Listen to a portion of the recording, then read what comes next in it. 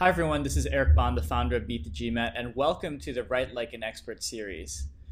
Today we're going to be taking a look at the application essay questions for this year's 2012-2013 Duke University Fuqua School of Business application. So if you're new to the Write Like an Expert series, this is actually an annual set of webinars that we put on for the Beat the GMAT community, where we ask top MBA admissions experts to join us live to break down each essay question for this year's most competitive MBA programs. Joining us today, I'm delighted to be co-hosting this event with our friends at MBAadmit.com. If you're not familiar with MBA Admit, I highly recommend that you check out MBAadmit.com after this session. You'll find that this is a top MBA admissions consulting firm with 20 years of experience getting applicants into the top MBA programs. It also features very personalized one-on-one service and, of course, a history of success in getting clients into the most competitive business schools. Dr. Shell Watts will be our speaker today, walking us through her analysis of this year's Fuqua School of Business application essays. She's a graduate of Harvard College, as well as a graduate of Oxford, where she received her master's and PhD. Dr. Shell also has extensive experience in admissions at Harvard Business School and Harvard, and has worked as a Harvard alumni recruiter, academic advisor, and interview coach for HBS students. Previous to founding MBAadmit.com, Dr. Shell was a banker at Morgan Stanley, a consultant at McKinsey, and a former faculty member at Harvard, having taught classes at HBS as well. So you can say that she's been in a lot of industries and is also an insider to the top MBA program in the world.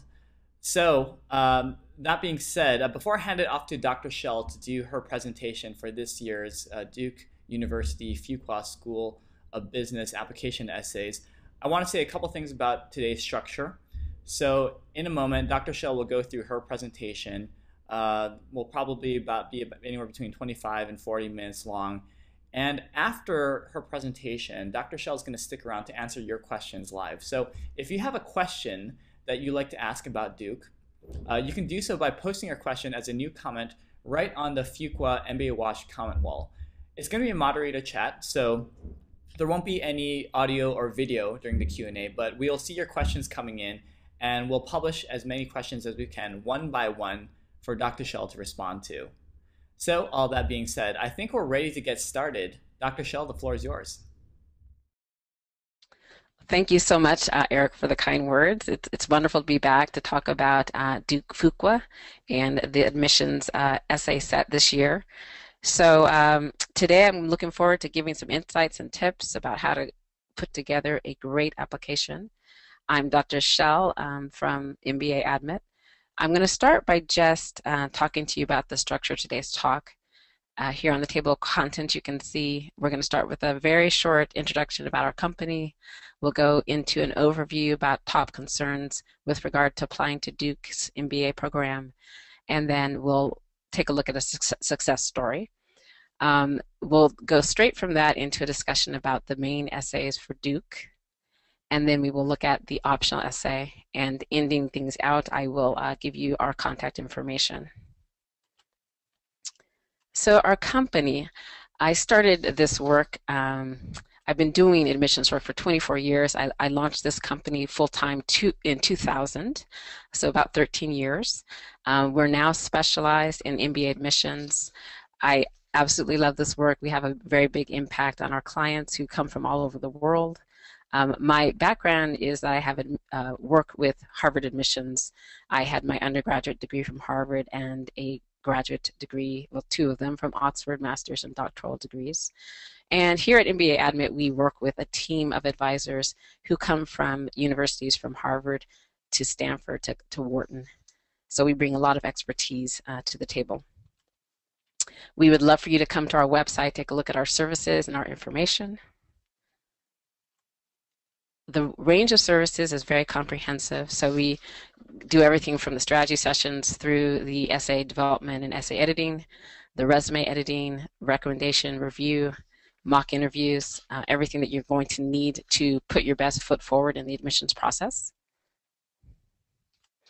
In terms of where we've been successful, it's all of the top schools, and we do specialize in top full-time programs, and we have a very deep experience with the executive programs and the part-time programs as well. So really high success rates across the board. We welcome you to come to our website and sign up for our newsletter. If you go to the homepage, the far right-hand side, you'll see a place where you can sign up for the newsletter. We try to send it out about once every 1 to 2 weeks, and it's filled with lots of insights, tips, opinion pieces, special discounts, things that will assist you in the admissions process. So let's go to an overview about some concerns applicants have when they are applying to Duke Fuqua, and then also we'll take a look at a success story. For Duke Fuqua, the concerns are rather concentrated relative to some other schools. These are the top 3. So the first one comes from Americans. They're concerned that if they're not from the South, they think that it will negatively affect their admissions odds. So for the person who's working in California, they're saying, well, if I have no experience in the South, no ties to the South, will Duke not be interested in me as a candidate? The way we answer that is simply to say that Duke, as a top MBA program, will want business leaders all over the world and all over the United States. So the concern about not being from the South really is an blown up concern, and what your job is in the application is to communicate why the school is right for you, and you would do that with references to the curriculum, the culture, special programs that it has, and as long as it's clear that you've done your homework and you are demonstrating what the fit is in terms of your goals, then where you are located in terms of your work experience and where you went to school, for instance, should not be something that is going to cause a rejection. In terms of these other two, the GPA and the GMAT score, again, some people are concerned that if they have a low GMAT score, and by low they think, if it's out of the mainstream range of what Duke takes in terms of matriculating students, or the GPA, the same thing, out of range, that they will not have a chance at admissions, which on the whole does not need to be true. The GPA and the GMAT are always seen in the context of the overall candidacy. So if you're doing your application really well, what you will do if you know that your GMAT is low relative to most matriculating students, or the GPA is low for relative to most matriculating candidates, is to highlight the other strengths that you do bring to the table. If possible, give them other metrics that demonstrate your academic abilities. And again, it's the overall record that matters. Here at MBAadmit.com, we have gotten candidates with as low as 2.7s into many top schools, from Harvard to Stanford to Duke. So again, it's the overall package that matters. Broad tips for Duke. Number one, the essay number 1 is new for this year. It's very distinctly different than in the past years. And so because there was such a major overhaul to number 1, it will tend to be a little bit more important to the school. So we're saying put some really good thought into that essay number 1. Even though this year the 2 essay topics that are the long required essays sound very casual, again, the advice is your goal is to present a very compelling blend of topics in order to convince them that they would want you as a student for the school. So make sure, in spite of how casual these questions appear, that you're presenting a compelling blend of topics and that you're highlighting achievements that will interest the committee. To do that, you need to brainstorm excellently.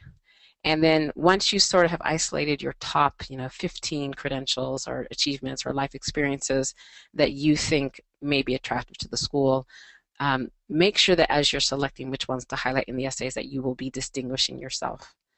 And then finally, make sure that you're always presenting a two-way road, that you won't just talk about what you can take and get from Duke, but also what you can give to Duke. Given how casual these 2 questions are this year, a big warning would be not to overdo things. So one way that candidates might try to overdo things is trying to inject too much humor into the responses.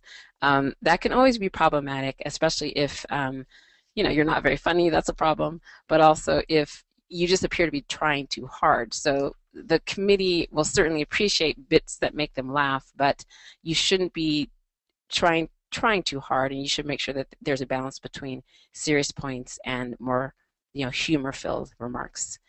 A second thing to watch out for is that you shouldn't fill your responses with self-deprecating humor, by which I mean putting yourself down. So even if you're doing it with humor, it could be misread as a lack of confidence. So be very careful about that. Don't provide information that might be damaging, like referring to getting drunk. There's a big difference between talking about enjoying drinks with friends and saying that you get drunk a lot. The first one is seen more as social by most people and okay, and the second one is going to potentially present you in a very bad light. So just be careful with anything that might be considered damaging. And then finally, don't forget to refer, if only indirectly, to some of your more notable achievements. Again, because this set sounds so casual, there may be a tendency not to focus on achievements. Let's take a look at a success story. So this candidate was an Indian foreign national IT male working in the United States. He had 5 years of work experience and was 29. He had worked for a Fortune 100 company during graduate school. After finishing his education, he worked for a startup for a number of years before moving on to a second prestigious Fortune 100 company, and then he went on to a third prestigious Fortune 100 company. So very nice profile. He did have weaknesses, so he was not a perfect candidate. He had a slightly above average performance in college in India. He did not receive first class with distinction, which is usually and oftentimes a first cut the school is looking for when they're looking at academics and whether they see excellence there. His college was not highly ranked, so in addition to the average, above average performance that was not excellent in college, the fact that the college itself was not well ranked was potentially another big weakness. And then he had a GMAT score of 710. Now for candidates of other profiles, a 710 may not pose any problem whatsoever, but for the Indian foreign national IT male, the 710 does look slightly low. I would say that for most of my candidates, I see a score of 730 to 740. So this was a little bit low for the profile. But this candidate did have some wonderful attributes, and among them, these stood out. He had a very high GPA in the master's program in the United States that was going to help to offset the undergraduate performance. He had worked at the 3 Fortune 100 companies, as we mentioned. He had actually started his own successful nonprofit. He played a sport in college in India such that he was competing against other schools. He had organized some charitable activities at one of the companies he worked for. He had volunteered with local students, and he had a very strong personal story that explained the passion for his field.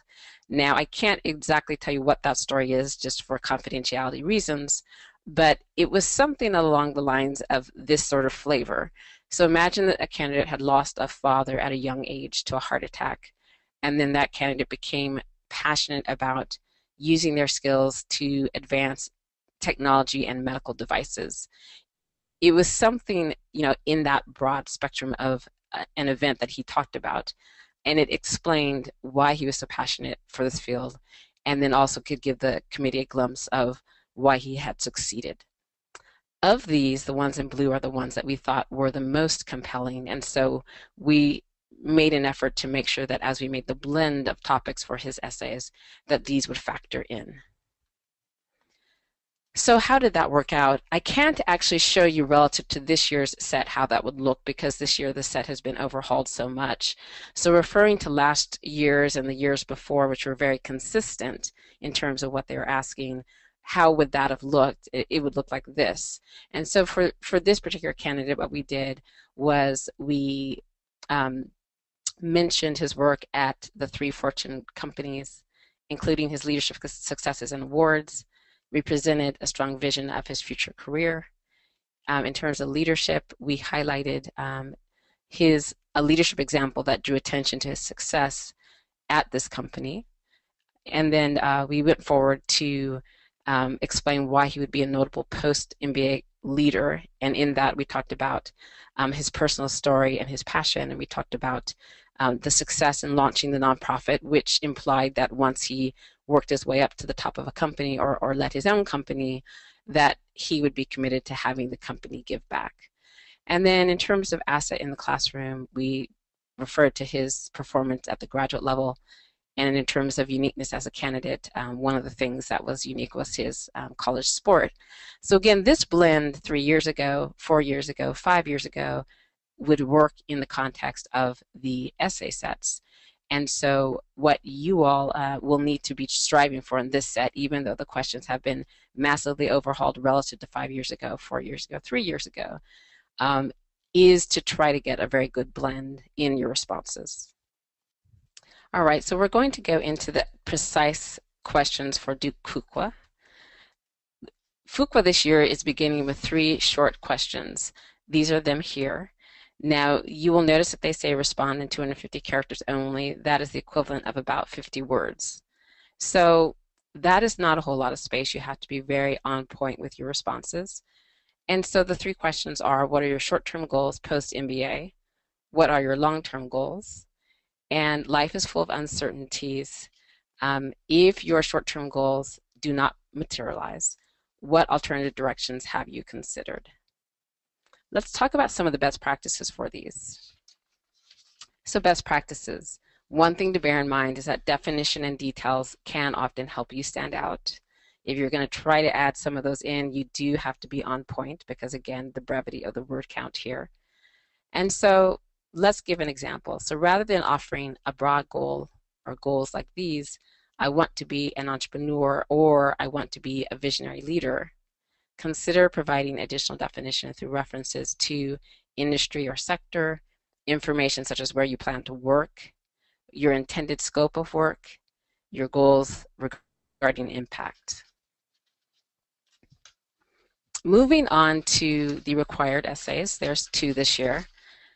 And the first is the one that is dramatically different than what we've seen in recent years. Let's read this one through. The Team Fuqua spirit and community is one of the things that sets the Duke MBA experience apart, and it is a concept that extends beyond the student body to include faculty, staff, and administration. When a new person joins the admissions team, we ask that person to share with everyone in the office a list of 25 random things about yourself. As an admissions team, we already know the new hire's professional and academic background, so learning these 25 random things helps us get to know someone's personality, background, special talents, and more. In this spirit, the admissions committee also wants to get to know you beyond the professional and academic achievements listed in your resume and transcript. You can share with us important life experiences, your dislikes and likes, hobbies, achievements, fun facts, or anything that helps us understand what makes you who you are. Share with us your list of 25 random things about you.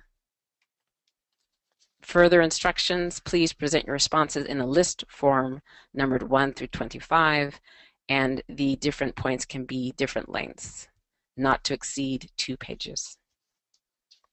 A useful check here as you are doing your draft for this question is to, after you've drafted it, read it through with fresh eyes and ask yourself, do your 25 random things give the reader a sense of your personality, achievements, and potential? If they don't, if you put it down and you don't really feel that you have a sense of who you are, why you might be a good student, where you're going, then you may have a very ineffective blend of points that you included. Now remember, your goal is to get into the school, so you do want to give them a sense of your personalities, your achievements, and your potential. So rework your combination of 25 random things until you feel that you've achieved that. Some useful tips: provide a great blend of information in unique ways. So in addition to fun facts, you would mention things like professional insights, academic skills, extracurricular experiences or hobbies, personal values. Going back to what they first listed, you'll notice that achievements is in this list and life experiences is in the list, and therefore don't shy away from mentioning those in some of your responses, although you are striving for a blend. So let's have some examples of how do you get references to achievements in a way that sort of blends with the type of question they put out here, which is much more casual and fun in the tone. We'll give you some examples here. So instead of I graduated magna cum laude from college, which they will know from your resume, you could consider something more lighthearted that also gives a sense of your values like this. The one time I thought my heart might burst down its seams was on a bright day in June when my college's president, read my name and followed it proudly with magna cum laude. One of only 6. My mother was weeping. This gives you a sense of how important academic achievement was and is, how big the achievement with only 6 other people graduating magna cum laude, and also the relationship with the mother. Another example, instead of I became my college's first female student council president, you could write, I have a hard head. After I hung my last campaign poster, I caught a staff member looking at me, his eyes saying, that poor delusional lady. Like many others, he assumed I would lose my bid for student council president, gender barriers and all. But I had earned lots of support, diverse support too. I won a landslide victory. I'm glad about my hard head and my thick skin too. They've continued to serve me very well indeed. In this response, there's a lot of information you get in here. You get the fact that she's gutsy, you get the fact that she can develop a strong vision and pursue that even if others doubt. You get the fact that she is able to connect with diverse people. You get a sense that her gutsiness, the boldness, as well as her thick skin, which will mean her ability to be criticized but keep going, have allowed her to achieve many other successes, and therefore the successes that you might see after this are not accidental, very much a product of her personality. So that's a great example. Another one, instead of I serve as a mentor to underprivileged girls, tutoring them in debate, you could write, you said that with such conviction. I'm looking at a future lawyer. 12 words can change a teenager's mindset, even in the midst of Compton. I've learned that from experience, and I utter kind words often. Mentorship changes lives. So again, a very unique way to convey something of importance to the candidate, to show that this person is committed to making a change, and to show the community service. Going to the essay number 2 for Fuqua. The question is, when asked by your family, friends, and colleagues why you want to go to Duke, what do you tell them? Share the reasons that are most meaningful to you. Now, the actual question itself is very casual, and therefore your response can have a very lighthearted feel or tone. But as you do that, as you respond, you should also bear in mind that there's information that you want to convey that can help you in terms of admissions. So the following is some of this information. You don't necessarily have to include all of it, but you should consider touching on some of these points. You can mention your long-term goal. If you do that, try to give some definition and think about whether the goal you're presenting distinguishes you in terms of indicating your desired impact, your passions, and your interests. Here's an example. Instead of writing, I want to be an effective leader, or I want to start my own company, you could consider writing, I have always been captivated by electronics. In the long term, I seek to, or you could write, I intend to start an electronics company that produces low-cost goods for markets in Africa. Now, these latter two are much more detailed than the first. In an essay as casual as this one for Fuqua, however, being a little bit more open and vague may not be as detrimental as it may be for other sets. So preference is give more definition, and so consider that and see how that would work in the context of your essay. Other things to bear in mind, other points that you might want to talk about in this response, even if the tone of how you convey it is casual and lighthearted, you could talk about why Fuqua is right for you. What skills and knowledge do you need now? Go beyond answering why an MBA, but very specifically, why Duke? And then you would explain that with references to some of these: the curriculum, faculty, teaching methods, special programs, students, diversity, culture, the student clubs, the alumni network, and the recruiting options. So details can help to convey both the fit and why you're truly excited about the prospect of attending Duke.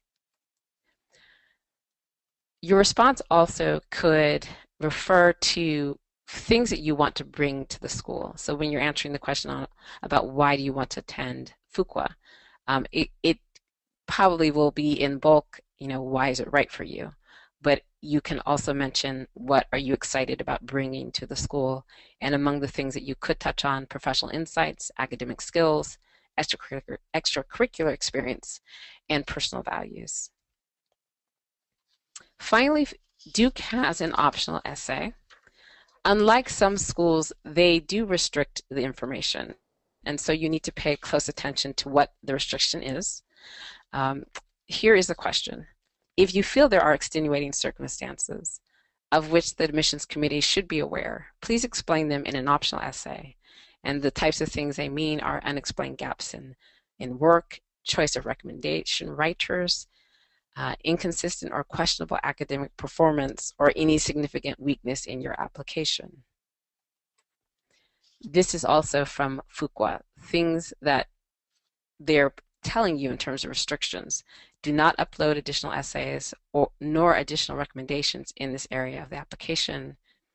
They want you to talk about extenuating circumstances only, so it's not an opportunity to add a bunch of positive information without talking about something extenuating. And then also there's a limit to 2 pages. Now for this particular essay, the do is definitely use this if you have a very notable weakness. The caveat is that you need to make sure it is a true notable weakness. For instance, someone who has a 3.5 GPA may wish they'd had a higher GPA, but it's not a notable weakness, and therefore you shouldn't be talking about that necessarily in this essay. I would tend to say that most people shouldn't. There may be some extreme situations where it may be warranted, but on the whole, that would not be a topic that qualifies here. So with whatever you think the topic is, you have to weigh: are you best off not commenting? Is it truly a weakness? In terms of do nots, don't ignore their guidelines by using it for another recommendation or another essay. That would create a very bad impression. And then also don't draw attention to something that is not truly a notable weakness. So the optional essay, if you are going to focus on something that is a true weakness, some of the things they outlined, and so some of them are here as well: a very low GPA, a very low GMAT score, a record of short duration jobs, major gaps in employment. If you don't have a reference from your direct supervisor, sometimes if you don't have a reference from your most recent job, if you've been at a job for about 2 years, they will wonder why you don't have a recommendation from that particular job. And then if you have a mark of disciplinary action on your transcript, those are all things that you will potentially want to look at in terms of, do you need to address it in the optional essay? If you do believe indeed that you need to move forward with some of these topics, and hopefully not more than 1 or 2, then remember, keep it short and sweet in terms of the discussion of the weakness. Do not make excuses. There's a big difference between explaining something and trying to excuse it. And then finally, try to shift to a focus on strengths. So it is okay to bring some positive information that shows that you have things to offset the weakness, but you must be talking about the weakness because there needs to be an extenuating circumstance. So that is the conclusion of our presentation today. We will be more than happy for you to reach out and contact us. This is our contact information. You have the website here, email address, blog here as well. And of course, as I mentioned before, feel free to sign up for our newsletter. And now I am more than happy to take questions. Thank you so much, Dr. Shell, for that great analysis. If you joined us a little bit late, we've been listening to Dr. Shell Watts, who is the founder of MBAadmit.com, walk through her analysis for this year's 2012-2013 Duke University Fuqua School of Business application essay questions. So at this point, we're ready to take your questions.